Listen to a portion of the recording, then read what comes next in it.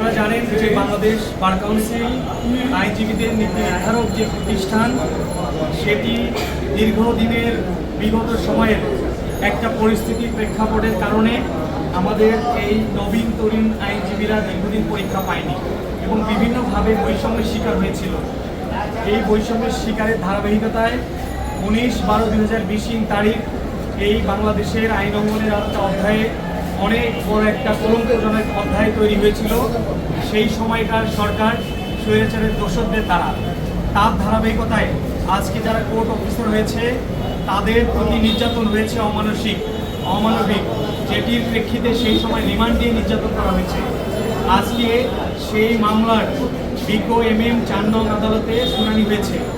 সেই শুনানিতে যে বিচারাধীন মামলা ছিল সেখানে বিজ্ঞ আদালতকে পূর্বের ঘটনা আমরা বর্ণনা করি, সেই কারণে বিজ্ঞ আদালত সন্তুষ্ট হয়ে এই যে বিচারাধীন মামলাগুলো ছিল সেগুলো সবগুলোই এই মামলার বর্ণনা তাৎপর্য বিবেচনা করে আদালত সন্তুষ্ট হয়ে এই মামলাগুলো থেকে আমাদের বার কাউন্সিলের যারা ভবিষ্যৎ, বাংলাদেশের আইন জগতে যারা ভবিষ্যৎ, সকলকে এই বিজ্ঞ আদালত বিশ্বাস প্রদান করেছে।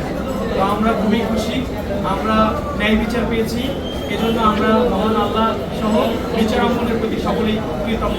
নতুন বাংলাদেশ নির্মাণ হবে, নতুন প্রত্যাশা নিয়ে সকলেই কাজ করবে, এটি আমাদের প্রত্যাশা। সবাই ভালো থাকবে।